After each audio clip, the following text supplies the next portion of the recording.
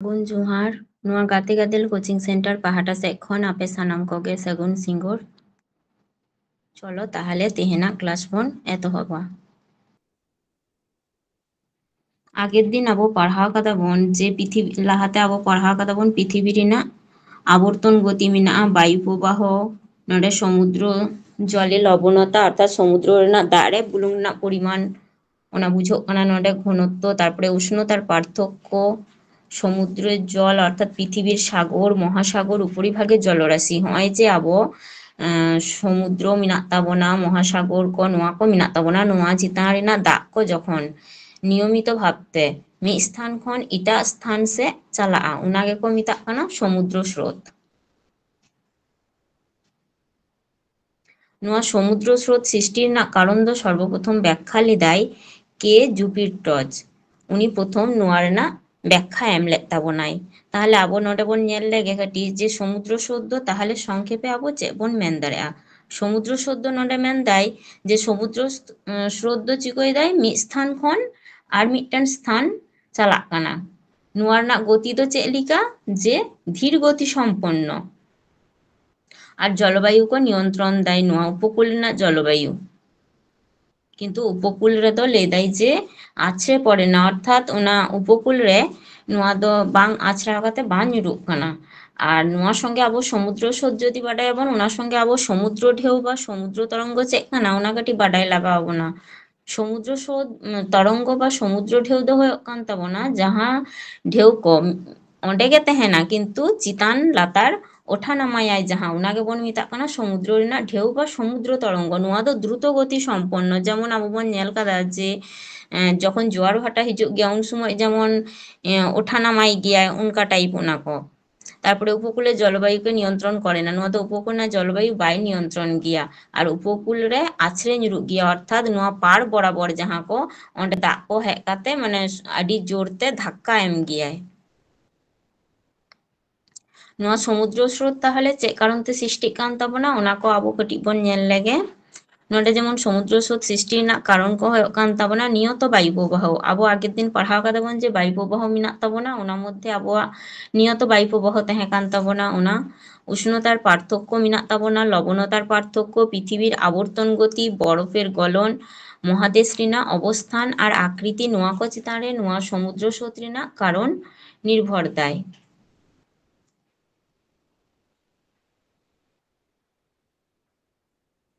नोडे समुद्र स्रोत रेनाग तीनों हटिंग ते हटिंग कान ताबोना ओना आबो बोन नेल लेगे समुद्र स्रोत रेनाग श्रेणी विभाग नोडे उष्ण स्रोत मेनाग ताबोना शीतल स्रोत मेनाग ताबोना निरक्षीय स्रोत मेनाग ताबोना मेरुदेशीय स्रोत मेनाग ताबोना नोडे बहिस्रोत अंतस्रोत नोआ को मेनाग ताबोना। ताहले उष्ण स्रोत ओका काना ओना कटी बोन नेल लेगे मेनदाय जे समुद्र स्रोत को जखन उष्ण मंडल खन प्रवाहित काते शीतल मेरु अंचल से चालागा उन समय जहां स्रोत सृष्टिया ओना कोगे को मेताग काना उष्ण स्रोत नोडे जेमन उष्ण उपसागरीय स्रोत उष्ण कुरशीय स्रोत नोआ को जेमन मेनाग ताबोना तारपरे हुयुग कान ताबोना आबोआ शीतल स्रोत दो ताहले चेद काना मेनदाय समुद्र स्रोत को जखन शीतल मंडल खन प्रवाहित काते उष्ण मंडल से चालाग काना ओना स्रोत कोगे बोन मेताग काना शीतल स्रोत। नोडे जेमन मेनाग ताबोना हाम्बोल्ट स्रोत मेनाग ताबोना लैब्राडोर स्रोत मेनाग ताबोना नोआ को। नोडे निरक्षीय स्रोत समुद्र स्रोत को जखन निरक्षीय प्रदेश खन प्रवाहित काना उन समय ओना स्रोत कोगे निरक्षीय स्रोत बोन मेताग काना। तारपरे मेरुदेशीय स्रोत जहां मेनाग ताबोना समुद्र स्रोत को जखन मेरु प्रदेश खन प्रवाहित काना तखन ओना स्रोत को आबो बोन मेताग काना मेरुदेशीय स्रोत और बहिस्रोत ओका को मेनदाय जे समुद्र तल रेनाग चितान दिए माने ओना दाग चितान को दिए जहां स्रोत माने अतु चालाग काना बा प्रवाहित काना ओनागे आबो बोन मेताग काना बहिस्रोत नोआ स्रोत रेनाग रंग कोदो हुयुग गिया गाढ़ो नील और नोडे अंतर्स्रोत हुयेन ताबोना समुद्र रेनाग 200 खन 1000 मीटर गभीरता रे जहां स्रोत को प्रवाहित काना ओना कोगे आबो बोन मेताग काना अंतस्रोत नोआ अंतस्रोत रेनाग रंग दो हुयुग कान ताबोना गाढ़ो सबुज। तारपर नोडे जेमन आटलांटिक महासागर भारत महासागर और प्रशांत महासागरे नोआ समुद्र स्रोत किछु नेलोग गिया ओना को सम्बन्धे आबो नितोग दो काटी बाडायाबोन।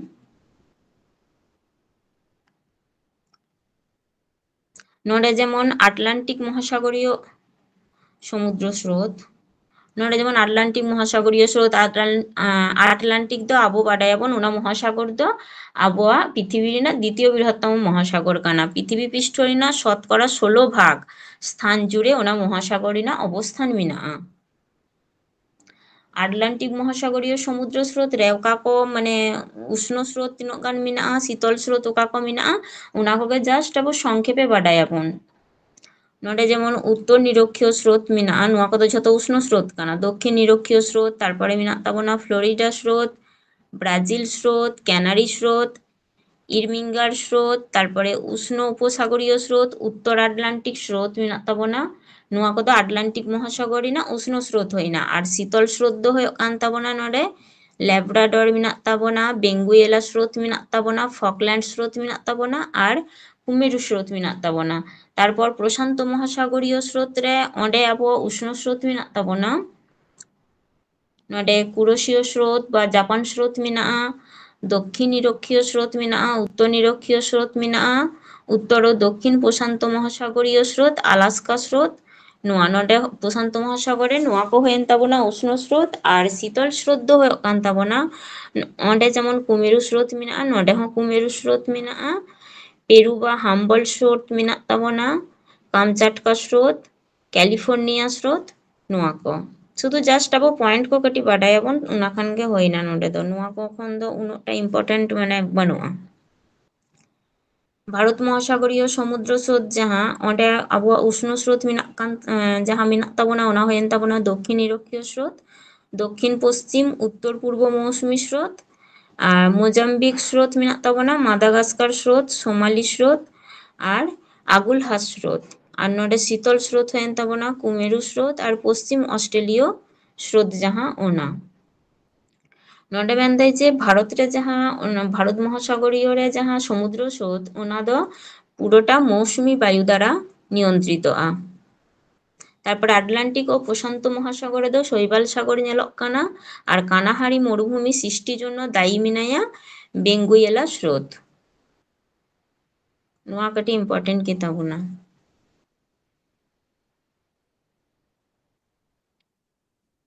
निनोटा बुझते जुदी जहां असुविधा होई कान तापे कटी लई ताबोना पे बाखान आबो आबोआ जहां हाना ओना जहां ये तहे कान ताबोना प्राकृतिक भूगोल जहां को तहे कान ताबोना ओना को दो मोटामुटी आबो चाबा कादाबन एरपर आबो भारतीय भूगोल रेना ओंडे खन किछु पढ़ा आबन जहां को आबोआ इम्पोर्टेंट गिया। चलो ताहले आबो नेक्स्ट पार्ट बन नेल ली ताबन गे नोडे जेमन आबो भारतीय भूगोल पढ़ाव लहारे अक्षांश और द्राघिमांश चेक कान ताबोना ओना कटी आबो बाडायाबन।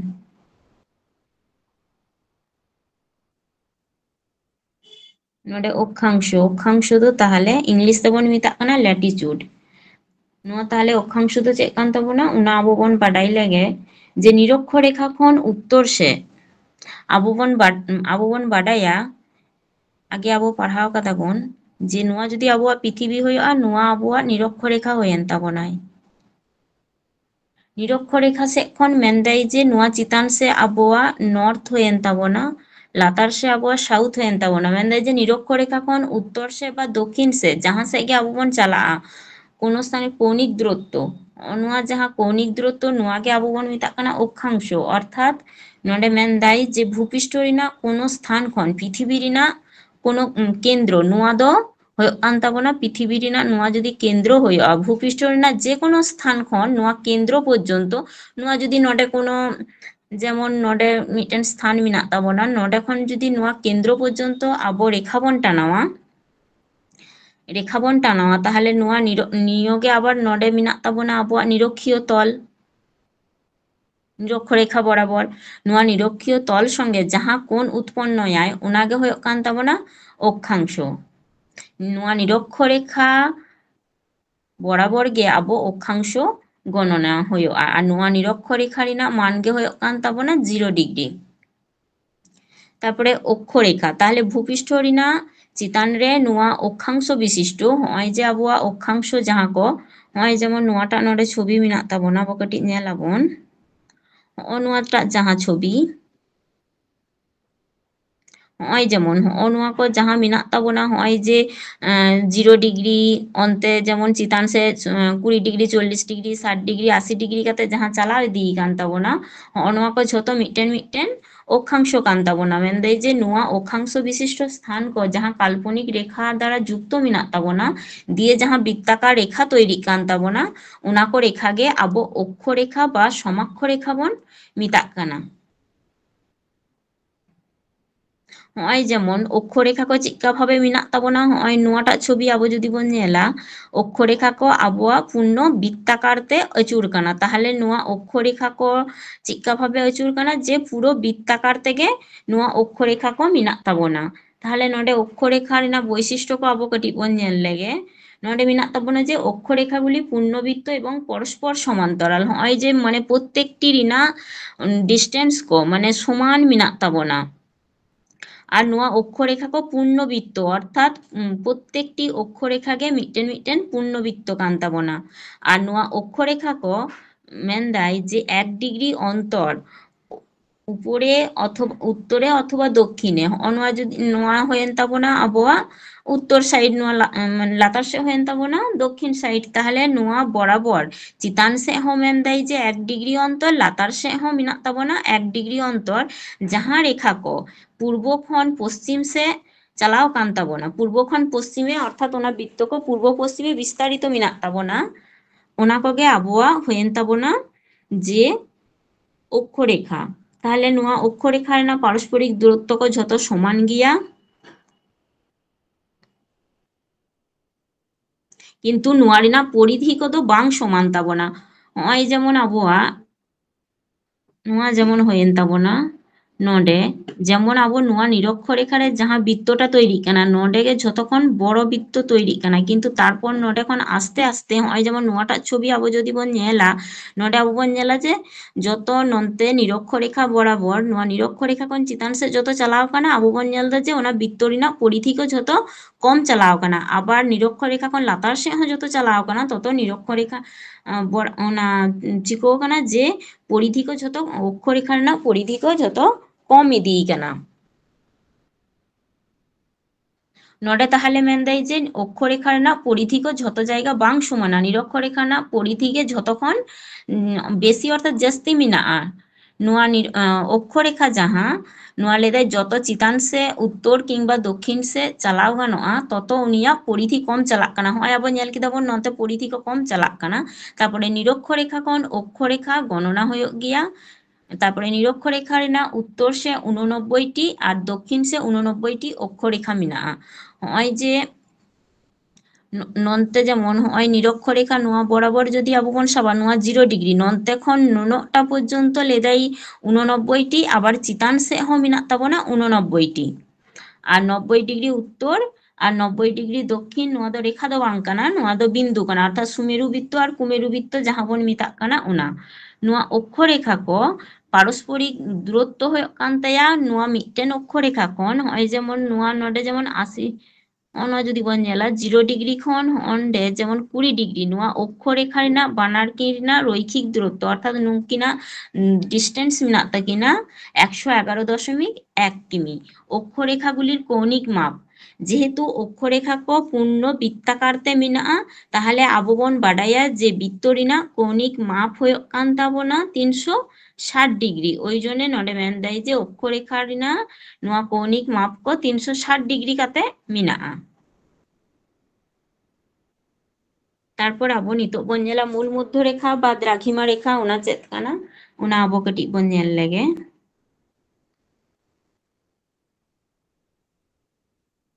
নোডে মূল মধ্য রেখা বা মূল দ্রাঘিমা রেখা,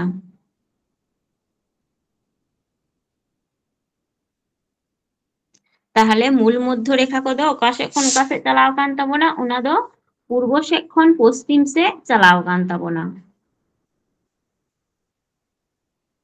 হয় যেমন নোয়া যদি আবোয়াগ মূল মধ্য রেখা হয়োগᱼᱟ,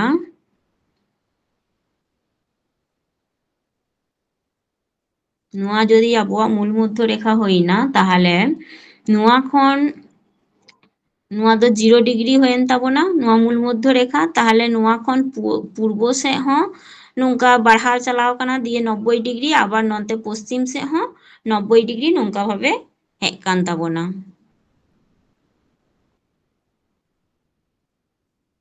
আর ᱡᱟᱦᱟᱸ বিন্দু হᱚᱸᱜᱼᱚᱭ যুক্ত ᱠᱟᱫᱟᱭ উত্তর রেᱫᱚ আবᱚᱣᱟᱜ উত্তর মেরু, দক্ষিণ রেᱫᱚ ᱢᱮᱱᱟᱜ ᱛᱟᱵᱚᱱᱟ দক্ষিণ মেরু।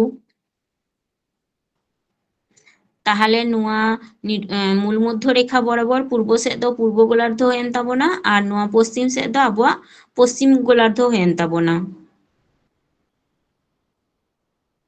আর হᱚᱸᱜᱼᱚ ᱱᱚᱣᱟ ᱡᱟᱦᱟᱸ ᱱᱚᱰᱮ ᱢᱮᱱᱫᱟᱭ ᱡᱮ মূল মধ্য রেখার বিপরীত দিকে 180 ডিগ্রি দ্রাঘিমা রেখা অবস্থিত। তাহলে নোয়া দ্রাঘিমা রেখা অবস্থিত আর নোয়া মূল মধ্য রেখা গে আবার আন্তর্জাতিক তারিখ রেখা কো মিতাগ কানা। অনেক সময় আডি পরীক্ষা রে হিজুᱜ গᱮᱭᱟ যে মূল মধ্য রেখা আন্তর্জাতিক তারিখ রেখা অকাᱴᱟᱜ রেখা ᱠᱚ ᱢᱮᱛᱟᱜ ᱜᱮᱭᱟ, ᱱᱚᱣᱟ ᱦᱚᱸ ᱟᱹᱰᱤ ᱥᱚᱢᱚᱭ ᱟᱵᱚᱣᱟᱜ ᱦᱤᱡᱩᱜ ᱛᱟᱵᱚᱱ ᱜᱮᱭᱟ। ᱛᱟᱨᱯᱚᱨᱮ ᱱᱚᱰᱮ ᱵᱚᱱ ᱧᱮᱞ ᱞᱮᱜᱮ ᱡᱮ দ্রাঘিমা রেখা তাহলে ᱱᱚᱜᱼᱚᱭ ᱡᱮ ᱟᱵᱚ ᱵᱚᱱ ᱞᱟᱹᱭ ᱠᱮᱫᱟ ᱱᱚᱣᱟ ᱠᱚᱫᱚ ᱡᱟᱦᱟᱸ ᱩত্তর মূল মধ্য রেখা বরাবর ᱡᱟᱦᱟᱸ পূর্ব ᱡᱟᱦᱟᱸ ᱪᱟᱞᱟᱣ ᱠᱟᱱᱟ ᱢᱟᱱᱮ ᱱᱚᱱᱛᱮ ᱦᱚᱸ পশ্চিম সেᱫ 90 ডিগ্রি আবার নন্তে পূর্ব সেᱫ ᱦᱚᱸ 90 ডিগ্রি পর্যন্ত যাহᱟᱸ রেখা ᱠᱚ ᱪᱟᱞᱟᱣ ᱠᱟᱱ ᱛᱟᱵᱚᱱᱟ ᱚᱱᱟ ᱠᱚ ᱡᱩᱫᱤ ᱢᱮᱱᱫᱟᱭ ᱢᱤᱫᱴᱮᱱ ᱠᱟল্পনিক রেখা দ্বারা যুক্তᱭᱟᱵᱚᱱ ᱚᱱᱟ ᱠᱚᱜᱮ ᱟᱵᱚ দ্রাঘিমা রেখা বা মধ্য রেখা বা ওনাগে আবার দেশান্তর রেখা হᱚᱸᱠᱚ ᱢᱮᱛᱟᱜ ᱠᱟᱱᱟ। আর নোয়া দ্রাঘিমা রেখা ᱨᱮᱱᱟᱜ মান ᱦᱚᱸ ᱛᱤᱱᱟᱹᱜ ᱛᱟᱵᱚᱱ, দ্রাঘিমা রেখা ᱨᱮᱱᱟᱜ মান ᱦᱚᱸ ᱦᱩᱭᱮᱱ ᱛᱟᱵᱚᱱᱟ 0 ডিগ্রি। তাহলে আবো নোডে ᱵᱚᱱ ᱧᱮᱞ ᱞᱮᱜᱮ ᱡᱮ দ্রাঘিমা রেখা ᱨᱮᱱᱟᱜ বৈশিষ্ট্য ᱠᱚ ᱠᱟᱹᱴᱤᱡ ᱵᱚᱱ ᱧᱮᱞ ᱞᱮᱜᱮ। নোডে দ্রাঘিমা রেখা ᱢᱮᱱᱫᱟᱭ দ্রাঘিমা রেখা ᱠᱚ ᱚᱠᱟ উত্তর দক্ষিণ তে বেষ্টিত মেনাᱜᱼᱟ, কিন্তু নোয়া ᱠᱚᱫᱚ ᱵᱟᱝ বৃত্তাকার গᱮᱭᱟ। অক্ষ রেখা ᱫᱚ ᱟᱵᱚ ᱵᱚᱱ ᱯᱟᱲᱦᱟᱣ ᱠᱮᱫᱟ ᱡᱮ ᱚᱱᱟ ᱫᱚ বৃত্তাকার গᱮᱭᱟ, কিন্তু নোয়া দ্রাঘিমা রেখা ᱠᱚᱫᱚ ᱱᱚᱣᱟ ᱡᱩᱫᱤ ᱟᱵᱚᱣᱟᱜ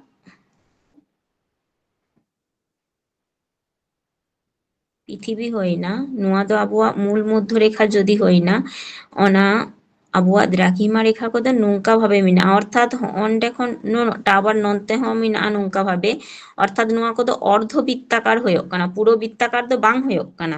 ওই জন্য নোয়া ᱫᱚ ᱢᱮᱱᱫᱟᱭ ᱡᱮ অক্ষ রেখা কত পূর্ণ বৃত্ত আর নোয়া দ্রাঘিমা রেখা কত অর্ধ বৃত্তাকার। নোয়া ᱨᱮᱱᱟᱜ দৈর্ঘ্য ᱠᱚ ᱡᱚᱛᱚ সমান গিয়া প্রতিটি দ্রাঘিমা রেখা ᱨᱮᱱᱟᱜ কোণ ᱨᱮᱱᱟᱜ সমষ্টি ᱦᱩᱭᱩᱜ ᱠᱟᱱ ᱛᱟᱵᱚᱱᱟ 180 ডিগ্রি। আর দ্রাঘিমা রেখা কদᱚ ᱢᱮᱱᱫᱟᱭ ᱡᱮ ᱯᱚᱨᱚᱥᱯᱚᱨ ᱵᱟᱝ সমান্তরাল, লাহানা ᱫᱚ যেমন পরস্পর সমান্তরাল হᱚᱸ ᱛᱟᱦᱮᱸ ᱠᱟᱱᱟ কিন্তু নোয়া কদᱚ বাং সমান্তরাল গিয়া। তারপরে নোয়া মেনদাই যে এগুলি 1 ডিগ্রি অন্তর একে অপরের পূর্ব বা পশ্চিমে অবস্থিত, 1 ডিগ্রি অন্তর কাতে একে অপরের পূর্ব সেদ হᱚᱸ চালাও ᱤᱫᱤ ᱠᱟᱱᱟ আবার পশ্চিম সেদ হᱚᱸ অনᱠᱟ চালাও ᱤᱫᱤ ᱠᱟᱱᱟ। আর দ্রাঘিমা রেখা ᱨᱮᱱᱟᱜ ব্যবধান মেনদাই নিরক্ষীয় অঞ্চল রে ঝᱚᱛᱚ ᱠᱷᱚᱱ বেশি ᱦᱩᱭᱩᱜᱼᱟ আর মেরু বিন্দু রেᱫᱚ ᱵᱟᱹᱱᱩᱜᱼᱟ ᱞᱟᱹᱭ ᱞᱮᱠᱷᱟᱱ ᱜᱮ ᱦᱩᱭᱩᱜᱼᱟ। আর ᱞᱟᱹᱭᱫᱟᱭ যে একই দ্রাঘিমা রেখা রে কিন্তু ঝᱚᱛᱚ জায়গা রেᱫᱚ স্থানীয় সময় ᱢᱤᱫ ᱵᱟᱝ ᱦᱩᱭᱩᱜ ᱜᱮᱭᱟ।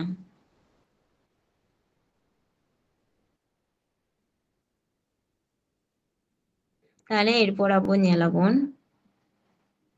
যে ভারত ᱨᱮᱱᱟᱜ ম্যাপ নোয়া যেমন আবো নন্ডে মেনাᱜ ᱛᱟᱵᱚᱱᱟ যে ভারত সম্পূর্ণ রূপে তাহলে উত্তর গোলার্ধ রে আবো মেনাᱜ ᱵᱚᱱᱟ। দ্রাঘিমাংশ রেনাᱜ পূর্ব গোলার্ধ রে অক্ষাংশ ᱦᱩᱭᱩᱜ ᱠᱟᱱ ᱛᱟᱵᱚᱱᱟ, অক্ষাংশগত বিস্তার আবᱚᱣᱟᱜ 8 ডিগ্রি 4 মিনিট উত্তর ᱠᱷᱚᱱ 37 ডিগ্রি 6 মিনিট উত্তর মধ্যে। তাহলে ᱱᱚᱣᱟ ᱦᱩᱭᱮᱱ ᱛᱟᱵᱚᱱᱟ ᱟᱵᱚᱣᱟᱜ ভারত ᱨᱮᱱᱟᱜ ম্যাপ। তাহলে আবো যদি ᱵᱚᱱ ᱧᱮᱞᱟ ᱱᱚᱣᱟ ᱦᱩᱭᱮᱱ ᱛᱟᱵᱚᱱᱟ জম্মু কাশ্মীর,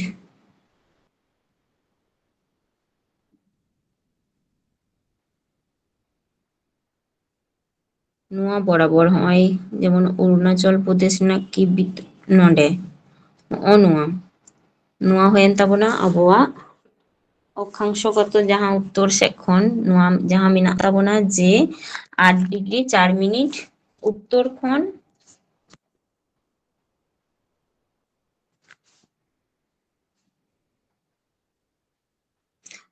ᱚᱸᱰᱮ ᱠᱷᱚᱱ অর্থাৎ নন্ডে ᱦᱩᱭᱮᱱ ᱛᱟᱵᱚᱱᱟ 8 ডিগ্রি 4 মিনিট উত্তর, নন্ডে ᱠᱷᱚᱱ নোয়া চিতান নন্ডে ᱫᱚ ᱦᱩᱭᱮᱱ ᱛᱟᱵᱚᱱᱟ ᱟᱵᱚᱣᱟᱜ 37 ডিগ্রি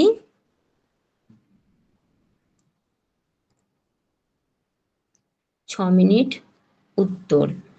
আর তারপর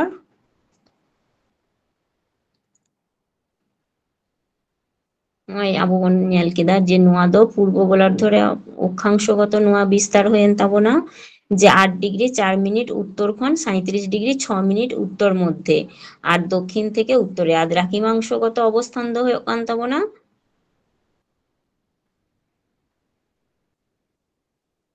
67 ডিগ্রি 7 মিনিট ᱯᱩᱨᱵᱚ ᱠᱷᱚᱱ 97 ডিগ্রি 25 মিনিট ᱯᱩᱨᱵᱚ।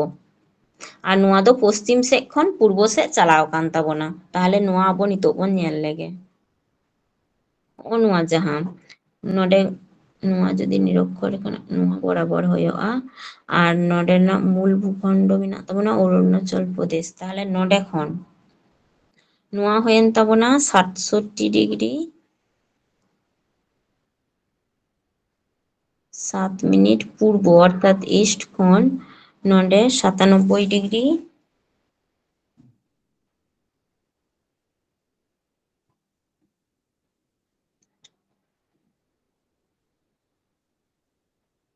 97 ডিগ্রি 25 মিনিট পূর্ব।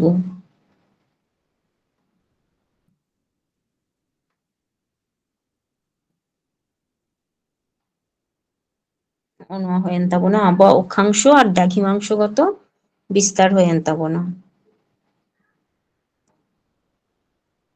তারপর ᱱᱚᱣᱟ ᱨᱮᱱᱟᱜ প্রতিবেশী দেশ ᱠᱚ ᱢᱮᱱᱫᱟᱭ, ᱱᱚᱰᱮ প্রতিবেশী দেশ ᱢᱮᱱᱟᱜ ᱛᱟᱵᱚᱱᱟ আফগানিস্তান, পাকিস্তান, চীন, নেপাল, ভুটান, বাংলাদেশ, মায়ানমার, ᱱᱚᱣᱟ ᱠᱚ।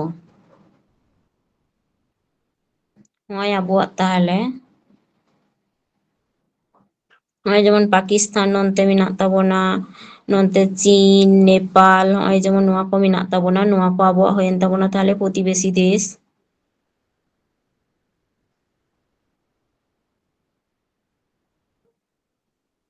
আর নোয়া রেনাᱜ সীমানা ᱦᱩᱭᱮᱱ ᱛᱟᱵᱚᱱᱟ ᱯᱚᱥᱪᱤᱢ দিকে পাকিস্তান ᱢᱮᱱᱟᱜ ᱛᱟᱵᱚᱱᱟ, ᱩᱛᱛᱚᱨ ᱯᱚᱥᱪᱤᱢ দিক ᱨᱮ আফগানিস্তান ᱢᱮᱱᱟᱜᱼᱟ, উত্তর রে চীন, নেপাল, ভুটান ᱱᱚᱣᱟ ᱠᱚ ᱢᱮᱱᱟᱜᱼᱟ, ᱯᱩᱨᱵᱚ ᱥᱮᱫ ᱫᱚ বাংলাদেশ, মায়ানমার ᱱᱚᱣᱟ ᱠᱚ ᱢᱮᱱᱟᱜ ᱛᱟᱵᱚᱱᱟ।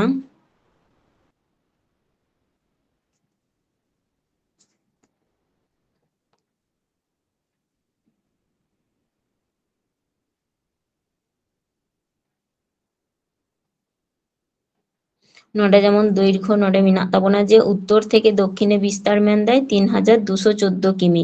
ᱱᱚᱣᱟ ᱦᱚᱸ ᱟᱵᱚ ᱵᱷᱟᱜᱮ ᱴᱷᱤᱠ ᱛᱮ ᱢᱚᱱᱮ ᱫᱚᱦᱚᱭ ᱦᱩᱭᱩᱜ ᱛᱟᱵᱚᱱᱟ, ᱟᱹᱰᱤ সময় ᱯᱚᱨᱤক্ষᱟ ᱨᱮ ᱦᱤᱡᱩᱜ ᱜᱮᱭᱟ ᱱᱚᱣᱟ, যে উত্তর দক্ষিণে বিস্তার হয়ে কান তাই 3214 আর পূর্ব পশ্চিমতে বিস্তার হয়ে কান তাই 2933, আর উপকূল রেখানার দৈর্ঘ্য হয়ে কানা 7517 কিমি। তাহলে ᱱᱚᱜᱼᱚ ᱱᱚᱣᱟ ᱡᱟᱦᱟᱸ ᱟᱵᱚ ᱵᱚᱱ ᱞᱟᱹᱭ ᱠᱮᱫᱟ ᱱᱚᱣᱟ অক্ষাংশগত বিস্তার ᱱᱚᱜᱼᱚᱭ ᱱᱚᱰᱮ ᱠᱷᱚᱱ ᱱᱤᱱᱟᱹᱜᱴᱟ ᱱᱚᱣᱟ দৈর্ঘ্যটা ᱦᱩᱭᱩᱜ ᱠᱟᱱ ᱛᱟᱭᱟ ᱩᱱᱤᱭᱟᱜ 3214 কিমি। তাহলে নোয়া ডিস্টেন্সটা হইনা 3214 কিমি। আর নোয়া পূর্ব সেক খন পশ্চিম পূর্ব সেক খন নোয়া পশ্চিম অবধি নোয়া ডিস্টেন্সটা আবহাওয়া হয়েন তাবনা 2933 কিমি।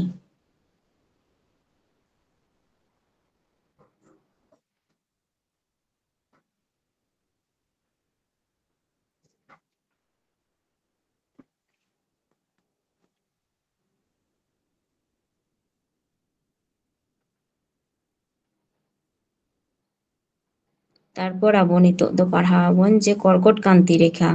ᱟᱵᱚ ᱵᱚᱱ ᱧᱮᱞ ᱠᱟᱫᱟ ᱡᱮ ᱟᱵᱚᱣᱟᱜ ᱱᱚᱣᱟ ᱵᱷᱟᱨᱚᱛ ᱪᱮᱛᱟᱱ ᱛᱮᱜᱮ কর্কট কান্তি রেখা ᱡᱟᱦᱟᱸ ᱪᱟᱞᱟᱣ ᱠᱟᱱ ᱛᱟᱵᱚᱱᱟ, তাহলে ᱱᱚᱣᱟ কর্কট কান্তি রেখা ᱚᱠᱟ ᱠᱚ রাজ্য ᱪᱮᱛᱟᱱ তে চালাও কান তাবনা, আবহাওয়া ভারত রেনাᱜ 8টি রাজ্য চিতান তে চালাও কান তাবনা। ওনা মধ্যে গুজরাট মেনাᱜᱼᱟ, গুজরাট, রাজস্থান, মধ্যপ্রদেশ, ছত্তিশগড়, ঝাড়খণ্ড, পশ্চিমবঙ্গ, ত্রিপুরা আর মিজোরাম নোয়া ᱠᱚ চিতান তে চালাও কান তাবনা।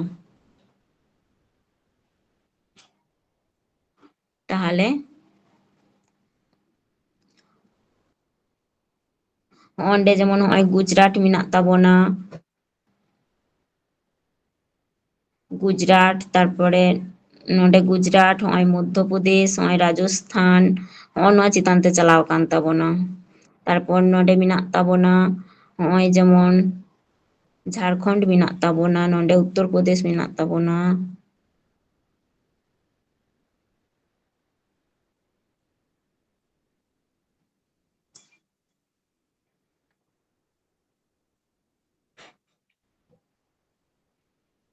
ᱱᱚᱰᱮ ᱡᱷᱟᱲᱠᱷᱚᱸᱰ, ᱯᱚᱥᱪᱤᱢ ᱵᱚᱝᱜᱚ, ᱱᱚᱜᱼᱚᱭ ᱡᱮᱢᱚᱱ ᱛᱨᱤᱯᱩᱨᱟ, ᱢᱤᱡᱳᱨᱟᱢ, ᱱᱚᱜᱼᱚᱭ ᱱᱚᱰᱮ ᱢᱮᱱᱟᱜ ᱛᱟᱵᱚᱱᱟ, ᱚᱱᱟ ᱠᱚ ᱪᱮᱛᱟᱱ ᱛᱮ ᱠᱚᱨᱠᱚᱴ ᱠᱨᱟᱱᱛᱤ ᱨᱮᱠᱷᱟ ᱪᱟᱞᱟᱣ ᱟᱠᱟᱱ ᱛᱟᱵᱚᱱᱟ᱾ ᱛᱟᱦᱚᱞᱮ ᱟᱵᱚᱣᱟᱜ 8ᱴᱤ ᱨᱟᱡᱽᱡᱚ ᱡᱟᱦᱟᱸ ᱠᱚ ᱦᱩᱭᱩᱜ ᱠᱟᱱ ᱛᱟᱵᱚᱱᱟ ᱜᱩᱡᱽᱨᱟᱴ, ᱨᱟᱡᱚᱥᱛᱷᱟᱱ, ᱢᱚᱫᱽᱫᱷᱚᱯᱨᱚᱫᱮশ, ᱪᱷᱚᱛᱨᱤᱥᱜᱚᱲ, ঝাড়খণ্ড, পশ্চিমবঙ্গ, ত্রিপুরা, মিজোরাম।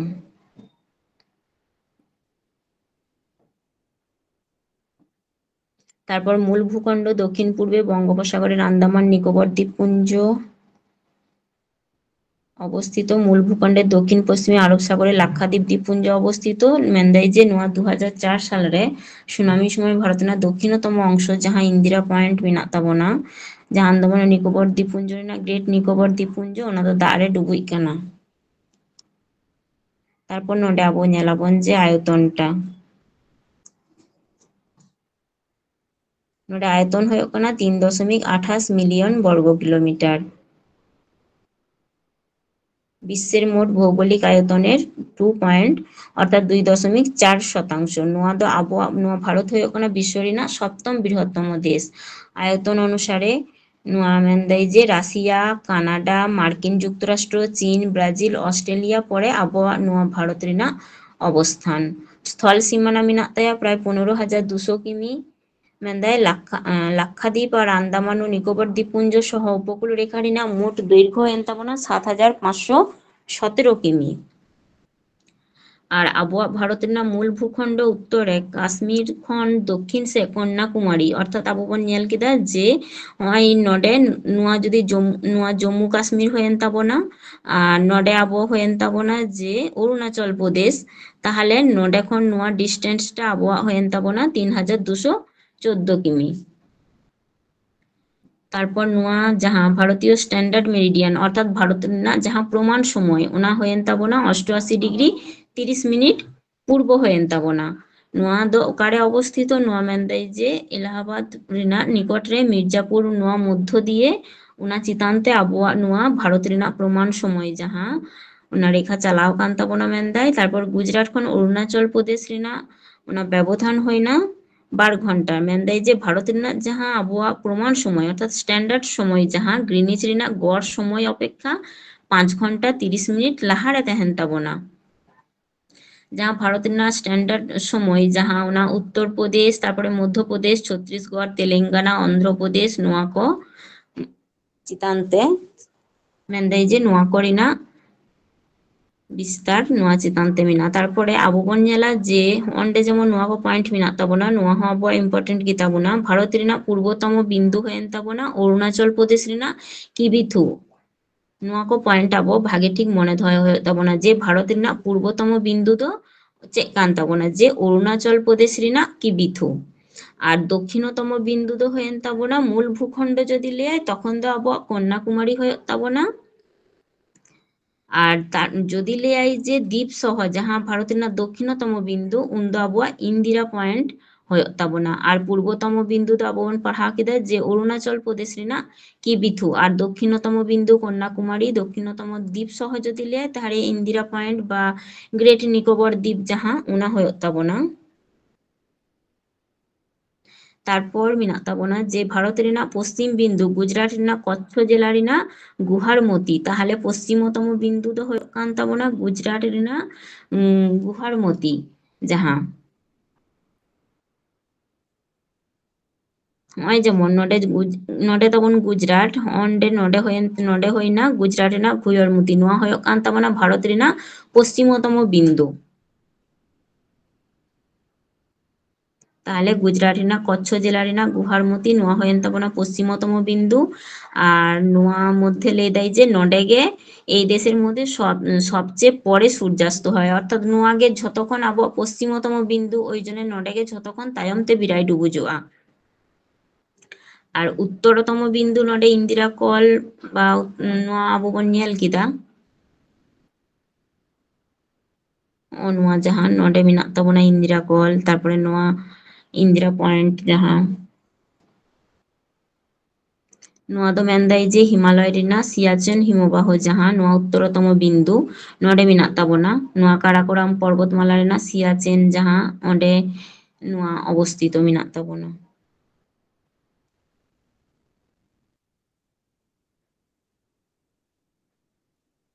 ᱟᱵᱚᱣᱟᱜ ᱱᱚᱣᱟ ᱵᱷᱟᱨᱚᱛ ᱨᱮ ᱢᱮᱱᱟᱜ ᱛᱟᱵᱚᱱᱟ 28ᱴᱤ ᱨᱟᱡᱽᱡᱚ ᱟᱨ ᱢᱮᱱᱟᱜ ᱛᱟᱵᱚᱱᱟ 8ᱴᱤ ᱠᱮᱱᱫᱨᱚ ᱥᱟᱥᱤᱛᱚ ᱚᱧᱪᱚᱞ ᱢᱮᱱᱟᱜ ᱛᱟᱵᱚᱱᱟ। ᱛᱟᱦᱚᱞᱮ ᱚᱱᱟ 28ᱴᱤ ᱨᱟᱡᱽᱡᱚ ᱨᱮᱱᱟᱜ ᱟᱵᱚ ᱚᱱᱟ ᱠᱚᱨᱮᱱᱟᱜ ᱨᱟᱡᱽᱫᱷᱟᱱᱤ ᱠᱚ ᱚᱱᱟ ᱠᱚᱦᱚᱸ ᱟᱵᱚ ᱵᱟᱰᱟᱭ ᱞᱟᱜᱟᱣ ᱟᱵᱚᱱᱟ। ᱱᱚᱰᱮ ᱡᱮᱢᱚᱱ ᱱᱚᱰᱮ ᱚᱱᱫᱷᱨᱚᱯᱨᱚᱫᱮᱥ ᱢᱮᱱᱟᱜ ᱛᱟᱵᱚᱱᱟ ᱚᱱᱟ ᱨᱮᱱᱟᱜ ᱨᱟᱡᱽᱫᱷᱟᱱᱤ, ᱛᱟᱨᱯᱚᱨᱮ ᱜᱚᱴᱷᱚᱱ ᱠᱟᱱᱟ ᱛᱤᱱᱟᱹᱜ ᱥᱟᱞᱨᱮ।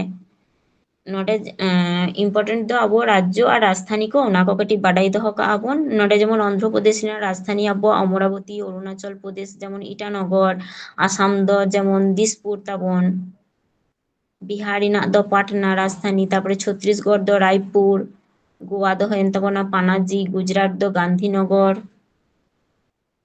তারপরে হরিয়ানা ᱫᱚ চণ্ডীগড় তাবন, হিমাচল প্রদেশ যাহা ওনা ᱫᱚ সিমলা, ঝাড়খণ্ড রাঁচি, তারপরে কর্ণাটক ᱫᱚ বেঙ্গালুরু, তারপরে কেরালা ᱫᱚ ᱦᱩᱭᱮᱱ ᱛᱟᱵᱚᱱᱟ তিরুবনন্তপুরম, মধ্যপ্রদেশ ᱫᱚ ভোপাল, তারপরে মহারাষ্ট্র নডে মুম্বাই, মণিপুর ᱫᱚ ইম্ফল, তারপরে মেঘালয় ওনার রাজধানী ᱫᱚ ᱦᱩᱭᱮᱱ ᱛᱟᱵᱚᱱᱟ শিলং, মিজোরাম আইজল, তারপরে নাগাল্যান্ড ᱫᱚ কোহিমা, উড়িষ্যা ᱫᱚ ᱦᱩᱭᱮᱱ ᱛᱟᱵᱚᱱᱟ ভুবনেশ্বর, পাঞ্জাব চণ্ডীগড়, রাজস্থান জয়পুর, তারপরে সিকিম ᱫᱚ গ্যাংটক, তামিলনাড়ু ᱦᱩᱭᱮᱱ ᱛᱟᱵᱚᱱᱟ চেন্নাই, তেলেঙ্গানা ᱫᱚ হায়দ্রাবাদ, আর ত্রিপুরা ᱨᱮᱱᱟᱜ রাজধানী ᱦᱩᱭᱮᱱ ᱛᱟᱵᱚᱱᱟ আগরতলা, আর উত্তরপ্রদেশ ᱦᱩᱭᱮᱱ ᱛᱟᱵᱚᱱᱟ লখনৌ, আর উত্তরাখণ্ড ᱦᱩᱭᱮᱱ ᱛᱟᱵᱚᱱᱟ দেরাদুন, পশ্চিমবঙ্গ ᱫᱚ কলকাতা। ᱱᱚᱣᱟ গঠন লেন তাবনা আবো ᱱᱚᱣᱟ বাডাই দহয়াবন যে 1 নভেম্বর 1956। আর যাহা নতুন যাহা উত্তরাখণ্ড রেনাᱜ ᱱᱚᱣᱟ যেমন 9 নভেম্বর 2000 সাল রে গঠন কান তাবনা। ᱱᱚᱣᱟ ᱦᱚᱸ ᱟᱵᱚ ᱵᱟᱰᱟᱭᱟᱵᱚᱱ ᱠᱟᱹᱴᱤᱡ মনে দᱚᱦᱚ ᱠᱟᱜ ᱟᱵᱚᱱ ᱱᱚᱣᱟ ᱦᱚᱸ। তারপরে আবহাওয়া কেন্দ্রশাসিত অঞ্চল, কেন্দ্রশাসিত অঞ্চল ᱠᱚ ᱟᱵᱚ ᱵᱚᱱ ᱧᱮᱞ ᱞᱮᱜᱮ। ᱛᱟᱦᱚᱞᱮ ᱟন্দামান ও নিকোবর দ্বীপপুঞ্জ ᱦᱩᱭᱩᱜ ᱠᱟᱱ ᱛᱟᱵᱚᱱᱟ ᱱᱚᱣᱟ ᱢᱤᱫᱴᱮᱱ। ᱱᱚᱣᱟ ᱨᱟᱡᱽᱫᱷᱟᱱᱤ ᱫᱚ ᱯᱳর্ট ব্লেয়ার ᱦᱩᱭᱮᱱ ᱛᱟᱵᱚᱱᱟ। গঠন কান তাবনা 1 নভেম্বর 1956 তারিখ রেগে। সরকারি ভাষা ᱫᱚ হিন্দি আর ইংরাজি। তারপরে মেনাᱜ ᱛᱟᱵᱚᱱᱟ চণ্ডীগড়, উনিয়াᱜ ᱫᱚ রাজধানী চণ্ডীগড় ᱜᱮ। ᱱᱚᱰᱮ 1966 সাল ᱨᱮᱱᱟᱜ ᱱᱚᱵᱷᱮম্ᱵᱚর ᱨᱮ গঠন ᱠᱟᱱᱟᱭ। সরকারি ভাষা ᱫᱚ ইংরাজি। তারপর মেনাᱜ ᱛᱟᱵᱚᱱᱟ দাদরা ও নগর হাভেলি আর দমন ও দিউ। তাহলে উনিয়াᱜ রাজধানী ᱫᱚ ᱦᱩᱭᱱᱟ দমন। আর গঠন কানা 2020 সাল ᱨᱮᱱᱟᱜ 26 জানুয়ারি। ᱱᱚᱰᱮ সরকারি ভাষা ᱫᱚ ᱦᱩᱭᱩᱜ ᱠᱟᱱ ᱛᱟᱭᱟ গুজরাটি, কোঙ্কনি, মারাঠি, হিন্দি ᱱᱚᱣᱟ ᱠᱚ। তারপরে দিল্লি ᱫᱚ নতুন দিল্লি রাজধানী 1905 রেনাᱜ 9 মে গঠন কানা। হিন্দি আর ইংরাজি ᱦᱩᱭᱩᱜ ᱠᱟᱱᱟ সরকারি ভাষা। তারপর জম্মু কাশ্মীর ᱦᱩᱭᱮᱱ ᱛᱟᱵᱚᱱᱟ শ্রীনগর, ᱱᱚᱣᱟ ᱫᱚ গ্রীষ্মকালীন আর জম্মু ᱫᱚ ᱦᱩᱭᱱᱟ শীতকালীন। অর্থাৎ ᱱᱚᱣᱟ রেনাᱜ ᱫᱚ ᱵᱟᱨᱭᱟ রাজধানী মেনাᱜᱼᱟ। গ্রীষ্ম সময় ᱫᱚ শ্রীনগর আর রাবাং দিন ᱫᱚ জম্মু। ᱱᱚᱣᱟ ᱫᱚ গঠন কানা 2019 সাল ᱨᱮᱱᱟᱜ অক্টোবর রে। কাশ্মীর ডোগরি, হিন্দি, উর্দু ᱱᱚᱣᱟ ᱠᱚᱫᱚ ᱱᱩᱭᱟᱜ সরকারি ভাষা হয়না। তারপর মেনাᱜ ᱛᱟᱵᱚᱱᱟ লাক্ষাদ্বীপ, উনিয়াᱜ রাজধানী ᱫᱚ হয়না কাভারত্তি। ᱱᱚᱣᱟ গঠন কানা 1 নভেম্বর 1956। সরকারি ভাষা ᱦᱩᱭᱩᱜ ᱠᱟᱱᱟ মালয়ালম। পুদুচেরি অর্থাৎ উনিয়াᱜ রাজধানী হয়না পন্ডিচেরি। 1954 সাল ᱨᱮᱱᱟᱜ নভেম্বর রে গঠন কানা। তামিল, ফরাসি, ইংরেজি ᱱᱚᱣᱟ ᱠᱚ উনিয়াᱜ সরকারি ভাষা। লাদাখ রেনাᱜ ᱫᱚ রাজধানী হয়না লেহ, ᱡᱟᱦᱟᱸᱭᱟᱜ 31 অক্টোবর 2019 সালে গঠন কানা। আর সরকারি ভাষা ᱫᱚ ᱦᱩᱭᱩᱜ ᱠᱟᱱᱟ হিন্দি আর ইংরাজি। নডে যেমন 26 জানুয়ারি দমন ও দিউ দাদরা নগর হাভেলির সাথে একীভূত হয়ে একটি একক কেন্দ্রশাসিত অঞ্চলে পরিণত হয়েছে। সংসদের শীতকালীন অধিবেশন পাস হওয়ার বিলের কারণে একীভূতর কারণ সম্ভব হয়েছে। এখানে ভারতে 8টি কেন্দ্রশাসিত অঞ্চল রয়েছে। হিমাচল প্রদেশ, মহারাষ্ট্র, উত্তরাখণ্ডে গ্রীষ্মকালীন এবং শীতকালীন আইনসভার অধিবেশনের জন্য আলাদা আলাদা রাজধানী মেনাᱜᱼᱟ। লাদাখ রে দুটি প্রশাসনিক রাজধানী মেনাᱜ ᱛᱟᱵᱚᱱᱟ লেহ আর কার্গিল। 2024 সাল রে 28টি রাজ্য আর 8টি কেন্দ্রশাসিত অঞ্চল নিয়ে মেনদে যে মিটেন ইউনিয়ন তৈরি কানা, যাহার মধ্যে 36টি স্বতন্ত্র সত্তা। অর্থাৎ হানতে আবহাওয়া রাজ্য হয়েন তাবনা 28টি আর নন্তে কেন্দ্রশাসিত অঞ্চল 8টি, তাহলে 36টি হয় না। মেনদে যে রাজ্য আর কেন্দ্রশাসিত অঞ্চল কো ঝত জেলা এবং অন্যান্য প্রশাসনিক হাটিংতে হাটিং কানা। নডে বিচার বিভাগীয় মেনাᱜᱼᱟ, আইনসভা কেন্দ্র মেনাᱜᱼᱟ, তারপরে মেন্দাই যে কখনো কখনো তিনটি কার্যই একই রাজধানী শহরে অবস্থিত, অর্থাৎ মেন্দাই যে প্রশাসনিক বিচার বিভাগ আইনসভা নোয়া করিনা রাজধানী শহর ᱠᱚ হয়তো মিটেন জায়গা রেগে অবস্থিত মেনাᱜᱼᱟ। 1956 সাল রেᱫᱚ মেন্দায় রাজ্য পুনর্গঠন ভারতের রাজ্যগুলিকে ভাষার ভিত্তিতে সংগঠিত করা হয়েছিল। আᱵᱚᱣᱟᱜ ᱱᱚᱣᱟ ভারত রে তিনক গান শহর আর নগর মেনাᱜᱼᱟ, ᱱᱚᱣᱟ ᱟᱵᱚ ᱢᱚᱱᱮ ᱫᱚᱦᱚᱭ ᱦᱩᱭᱩᱜ ᱛᱟᱵᱚᱱᱟ ᱡᱮ 4000 ᱠᱷᱚᱱ ᱦᱚᱸ বেশি শহর আর নগর মেনাᱜᱼᱟ। ᱱᱚᱣᱟ মধ্যে 8টি মহানগর ᱫᱚ ᱦᱩᱭᱩᱜ ᱠᱟᱱ ᱛᱟᱵᱚᱱᱟ কলকাতা, মুম্বাই, নয়াদিল্লি, চেন্নাই, হায়দ্রাবাদ, বেঙ্গালুরু, আহমেদাবাদ, পুনে নোয়া ᱠᱚ। তারপরে প্রধানমন্ত্রী যাহা নোয়া 100টি স্মার্ট সিটি তৈরি ᱨᱮᱱᱟᱜ পরিকল্পনা হাতাও কাদাই। ইন্দোরে টানা 4বার ইন্দোর ᱫᱚ ᱢᱮᱱᱫᱟᱭ ᱡᱮ টানা 4 ধাও স্মার্ট সিটি পুরস্কার ᱧᱟᱢ ᱠᱟᱫᱟᱭ। তারপর নিতᱚᱜ ᱫᱚ ᱟᱵᱚ ᱵᱚᱱ ᱧᱮᱞ ᱞᱮᱜᱮ ᱡᱮ 7 সিস্টেম ᱫᱚ ᱪᱮᱫ ᱠᱟᱱᱟ বা 7 ᱵᱚᱱ ᱚᱱᱟ ᱫᱚ ᱪᱮᱫ ᱠᱟᱱᱟ ᱚᱠᱟ ᱨᱟᱡᱽᱡᱚ ᱠᱚ, ᱱᱚᱣᱟ ᱦᱚᱸ ᱟᱵᱚᱣᱟᱜ ᱤম্ᱯᱚর্ᱴᱮন্ট ᱜᱮᱛᱟ ᱵᱚᱱᱟ। ᱟᱹᱰᱤ ᱥᱚᱢᱚᱭ ᱦᱤᱡᱩᱜ ᱜᱮᱭᱟ ᱡᱮ 7 সিস্টেম ᱚᱠᱟ ᱠᱚ ᱨᱟᱡᱽᱡᱚ ᱠᱚ ᱢᱮᱛᱟᱜ ᱠᱟᱱᱟ। তাহলে ᱡᱟᱦᱟᱸ ᱵᱷᱟরᱚᱛ ᱨᱮᱱᱟᱜ ᱩᱛᱛᱚᱨ ᱯᱩᱨᱵᱟᱧᱪᱚᱞ ᱨᱮ ᱡᱟᱦᱟᱸ ᱨᱟᱡᱽᱡᱚ ᱠᱚ ᱟᱵᱚᱣᱟᱜ ᱢᱮᱱᱟᱜ ᱛᱟᱵᱚᱱᱟ ᱚᱱᱟ ᱠᱚᱜᱮ 7 সিস্টেম ᱠᱚ ᱢᱮᱛᱟᱜ ᱠᱟᱱᱟ। ᱱᱚᱰᱮ ᱡᱮᱢᱚᱱ ᱟᱵᱚᱣᱟᱜ ᱢᱮᱱᱟᱜ ᱛᱟᱵᱚᱱᱟ আসাম, অরুণাচল প্রদেশ, মণিপুর, মেঘালয়, মিজোরাম, নাগাল্যান্ড, ত্রিপুরা। তাহলে 7 সিস্টেম ᱦᱩᱭᱮᱱ ᱛᱟᱵᱚᱱᱟ ᱟᱵᱚᱣᱟᱜ ᱵᱷᱟᱨᱚᱛ ᱨᱮᱱᱟᱜ ᱩᱛᱛᱚᱨ ᱯᱩᱨᱵᱟᱧᱪᱚᱞ ᱨᱮ ᱡᱟᱦᱟᱸ 7টি রাজ্য মেনাᱜ ᱛᱟᱵᱚᱱᱟ ᱚᱱᱟ ᱠᱚ আসাম, অরুণাচল প্রদেশ, মণিপুর, মেঘালয়, মিজোরাম, নাগাল্যান্ড। তারপর নোডে আবো ᱧᱮᱞᱟᱵᱚᱱ যে আবহাওয়া ভারত ᱨᱮᱱᱟᱜ 7টি দেশ মেন্দায় স্থলীয় সীমান্ত আর বাড়িয়া দিসᱚᱢ ᱫᱚ ᱢᱮᱱᱟᱜᱼᱟ যে সমুদ্র সীমান্ত ওনা ভাগ দেয়। ওনা জাহাঁ দিসᱚᱢ ᱠᱚ স্থল সীমানা জাহাঁ আবহাওয়া ভারত সঙ্গে যুক্ত মেনাᱜᱼᱟ, যেমন নোডে পাকিস্তান মেনাᱜᱼᱟ, চীন, নেপাল, বাংলাদেশ, ভুটান, মায়ানমার, আফগানিস্তান, শ্রীলঙ্কা, মালদ্বীপ নোয়া ᱠᱚ। তাহলে স্থলীয় সীমান্ত নোয়া ᱠᱚ হইনা পশ্চিম দিকে পাকিস্তান আর আফগানিস্তান নোয়া কিন বাড়িয়া, উত্তর সেদ ᱫᱚ চীন, নেপাল, ভুটান নোয়া ᱠᱚ, আর পূর্ব সেদ ᱫᱚ বাংলাদেশ, পূর্ব রেᱫᱚ বাংলাদেশ, মায়ানমার, আর সমুদ্র সীমান্ত ᱫᱚ শ্রীলঙ্কা আর মালদ্বীপ। তাহলে স্থলীয় সীমান্ত মেন্দায় ভারত রেনাᱜ মোট স্থলীয় সীমান্ত 15,106.70 কিলোমিটার নোয়া এরিয়া জুড়ে স্থলভাগ মেনাᱜᱼᱟ। তাহলে বাংলাদেশ ᱫᱚ ঝতখন বেশি ভারত সঙ্গে আয়া স্থল সীমান্ত মেনাᱜᱼᱟ বাংলাদেশ ᱡᱟᱦᱟᱸ ᱚᱸᱰᱮ ᱢᱮᱱᱟᱜᱼᱟ 4096.70 কিলোমিটার। ᱱᱚᱣᱟ ᱦᱚᱸ ᱟᱹᱰᱤ ᱥᱚᱢᱚᱭ ᱟᱵᱚᱣᱟᱜ ᱯᱚᱨᱤᱠᱠᱷᱟ ᱨᱮ ᱦᱤᱡᱩᱜ ᱜᱮᱭᱟ যে ওকাটাᱜ দিসᱚᱢ ঝতখন বেশি স্থলভাগ আবহাওয়া ভারত সঙ্গে যুক্ত মেনাᱜ তায়া, যেমন নোডে তাহলে বাংলাদেশ ᱦᱩᱭᱮᱱ ᱛᱟᱵᱚᱱᱟ 4096.70 বা নোয়া 4096 কিমি নোয়া মনে দᱚᱦᱚ ᱨᱮᱦᱚᱸ ᱦᱩᱭᱩᱜ ᱛᱟᱵᱚᱱᱟ। তারপর মেনাᱜ ᱛᱟᱵᱚᱱᱟ চীন, উনি ᱫᱚ সীমানা শেয়ার কাদায় ভারত সঙ্গে 3844 কিলোমিটার। তারপর পাকিস্তান মেনাই তাবনা, পাকিস্তান ᱫᱚ 3323 কিলোমিটার।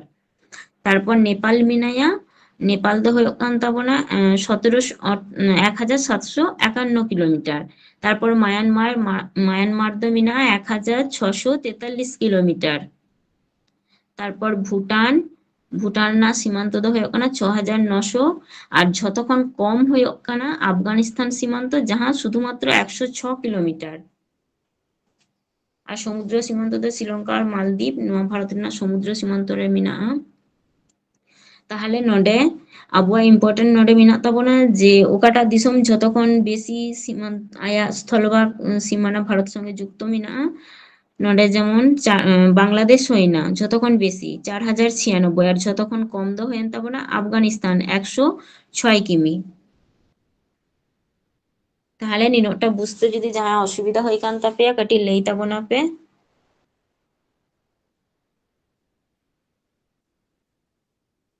বাখান আবহাওয়া প্রশ্ন কো আলোচনায় আবন।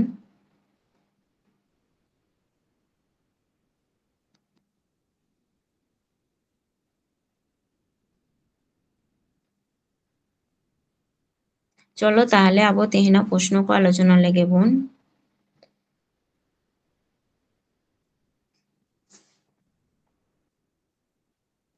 নোডে মেনাᱜ তাবনা যে 1 নম্বরে মেনাᱜ তাবনা কোন রাজ্যের উপর দিয়ে কর্কটক্রান্তি রেখা অতিক্রম করেনি। নোডে মেন্দাই যে ওকা রাজ্য চিতান্তে কর্কটক্রান্তি রেখা বাই অতিক্রম কাদা। নোডে অপশন রে মেনাᱜ তাবনা রাজস্থান, পশ্চিমবঙ্গ, ত্রিপুরা, বিহার। ওকাটা ᱦᱩᱭᱩᱜ ᱛᱟᱵᱚᱱᱟ ᱞᱟᱹᱭ ᱛᱟᱵᱚᱱᱟ ᱯᱮ। বিহার। ᱦᱮᱸ ᱱᱚᱰᱮ ᱛᱟᱦᱚᱞᱮ ᱵᱤᱦᱟᱨ ᱦᱩᱭᱮᱱ ᱛᱟᱵᱚᱱᱟ᱾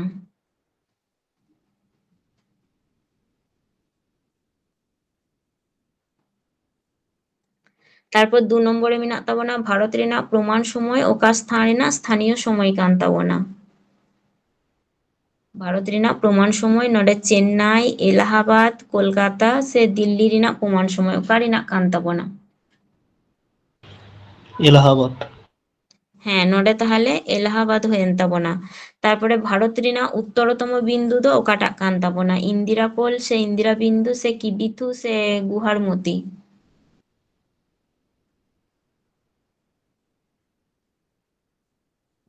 ইন্দিরা কোল। হ্যাঁ ইন্দিরা কোল তাহলে হয়েন তাবোনা উত্তরতম বিন্দু। আর নোয়া কিবিথু দো তাহলে অরুণাচল।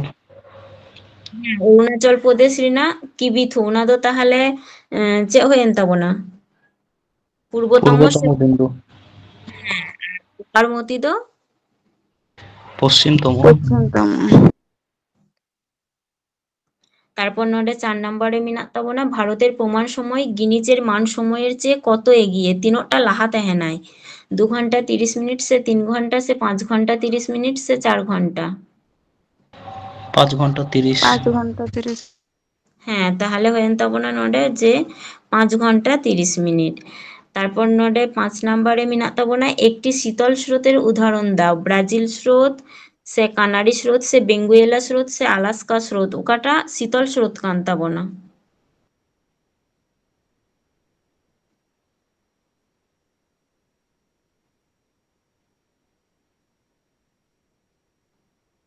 ᱞᱟᱹᱭ ᱛᱟᱵᱚᱱ ᱯᱮ ᱱᱚᱰᱮ ᱫᱚ শীতল স্রোত হয়েন তাবোনা বেঙ্গুয়েলা স্রোতটা। তারপর 6 নম্বরে মেনাᱜ তাবোনা অন্তঃস্রোতের রং কেমন? গাঢ় সবুজ, গাঢ় লাল সে গাঢ় হলুদ সে গাঢ় নীল। গাঢ় নীল। হুম গাঢ় নীল। গাঢ় নীল। গাঢ় সবুজ। ᱱᱚᱰᱮ ᱟᱵᱚ ᱦᱟᱯᱮ ᱧᱮᱞ ᱞᱮᱜᱮ ᱵᱚᱱ ᱠᱟᱹᱴᱤᱡ ᱱᱚᱰᱮ বহিঃস্রোত ᱫᱚ ᱦᱩᱭᱮᱱ ᱛᱟᱵᱚᱱᱟ গাঢ় নীল আর অন্তঃস্রোত হয়েন তাবোনা গাঢ় সবুজ। তাহলে ওনা অন্তঃস্রোত দো তাহলে অকাটা হয়েন তাবোনা যে গাঢ় সবুজ হয়েন তাবোনা।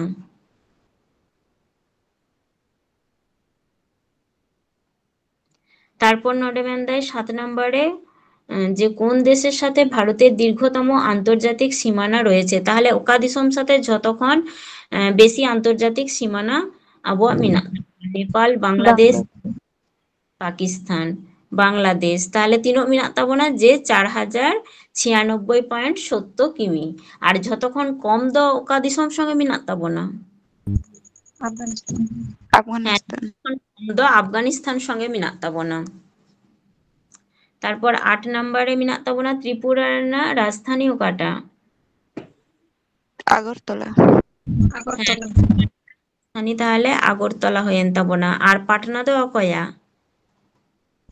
বিহার। বিহার। তারপরে রাঁচি দো? ঝাড়খণ্ড। হয় ঝাড়খণ্ড হয়েন তাবোনা রাঁচি। আর দিসপুর দো? আসাম। আসাম। তারপর নডে 9 নম্বরে মেনাগ তাবোনা অক্ষরেখাগুলি মহাবৃত্ত না পূর্ণবৃত্ত? অকাটা হয় তাবোনা পূর্ণবৃত্ত অক্ষরেখা ক সে ᱱᱚᱰᱮ ᱱᱚᱣᱟ ᱡᱟᱦᱟᱸ ᱢᱚᱦᱟᱵᱤᱛᱛᱚ ᱯᱩᱨᱱᱚᱵᱤᱛᱛᱚ ᱫᱚ ᱢᱤᱫ ᱜᱮ ᱢᱟᱱᱮ ᱢᱤᱫ ᱜᱮ ᱵᱩᱡᱷᱟᱹᱜᱼᱟ ᱱᱚᱰᱮ ᱚᱨধᱚᱵᱤᱛᱛᱚ ᱚᱯᱥᱚᱱ ᱢᱤᱫᱴᱮᱱ ᱦᱩᱭ ᱠᱚᱜᱼᱟ᱾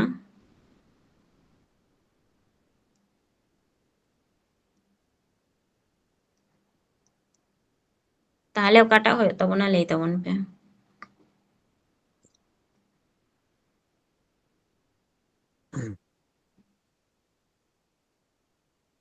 পূর্ণবৃত্ত।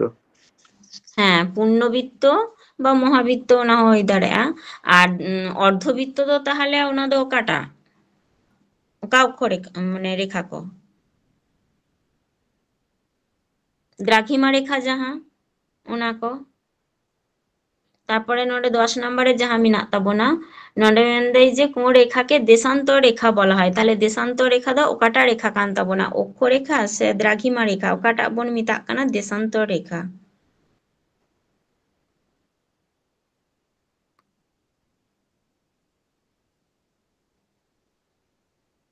দ্রাঘিমা রেখা।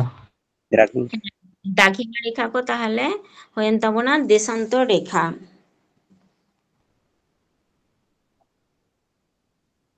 তাহলে 7 সিস্টার রে আবুয়াᱜ তিনোক গোটাং রাজ্য মেনাᱜ ᱛᱟᱵᱚᱱᱟ?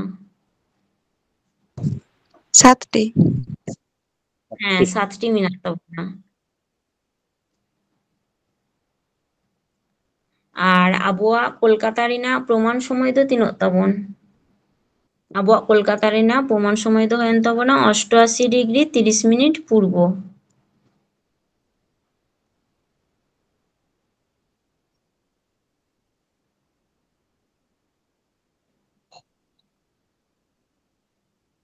আর দিয়ে আগের দিন যাহা পিডিএফ ᱮᱢᱟᱜ ᱯᱮ ᱛᱟᱦᱮᱸ ᱚᱱᱟ ᱡᱟᱦᱟᱸ গ্রুপ ডি ᱨᱮᱱᱟᱜ প্রিভিয়াস ইয়ার যাহা কোশ্চেন পেপার ko ᱧᱮᱞ ᱞᱮᱫ ᱛᱟᱵᱚᱱᱟ ᱯᱮ? হ্যাঁ ম্যাম ᱧᱮᱞ ᱦᱩᱭ ᱠᱟᱱᱟ। দিয়ে তাহলে অঁᱰᱮ ᱠᱷᱚᱱ ᱟᱵᱚ ভূগোল পাঠ ko এর পরের দিন ᱠᱷᱚᱱ মানে যাহা ko ᱛᱟᱦᱮᱱ ᱛᱟᱵᱚᱱᱟ ভূগোল পাঠ ko মানে প্রথম বাড়িয়া যাহা কোশ্চেন পেপার মেনাᱜᱼᱟ ᱚᱱᱟ ᱠᱷᱚᱱ ᱟᱵᱚ রেডিয়াবᱚᱱ তাহলে ᱚᱱᱟ ko পরের দিন নেক্সট দিন ᱚᱱᱟ ko আর তারপরে নডে যেমন তেহেন ᱚᱱᱟ ᱟᱵᱚ প্রত্যেকটি রাজ্য ᱨᱮᱱᱟᱜ যেমন ᱚᱱᱟ রাজধানী ko ᱚᱱᱟ ko নেক্সট দিন তাহলে মানে সাব পিং ᱚᱱᱟ ᱠᱟᱹᱴᱤᱡ মুখস্থই ᱛᱟᱵᱚᱱᱟᱯᱮ। আর নন্তে যেমন নোয়া পূর্বতম বিন্দু উত্তরতম বিন্দু দক্ষিণতম বিন্দু নোয়া ko যাহা নোয়া ko আবো মনে দহয়াবন। ᱡᱟᱦᱟᱸᱭ ᱠᱚ ᱡᱟᱦᱟᱱᱟᱜ ᱞᱟᱹᱭ ᱨᱮᱱᱟᱜ ᱢᱮᱱᱟᱜ ᱛᱟᱯᱮ ᱠᱷᱟᱱ ᱞᱟᱹᱭ ᱛᱟᱵᱚᱱᱟᱯᱮ। চলো তাহলে তেহেনাᱜ ক্লাস ᱫᱚ ᱱᱚᱰᱮ ᱜᱮᱵᱚᱱ ᱢᱩᱪᱟᱹᱫᱟ। ᱥᱟᱱᱟᱢ ᱠᱚᱜᱮ ᱥᱟᱹᱜᱩᱱ ᱧᱤᱫᱟᱹ।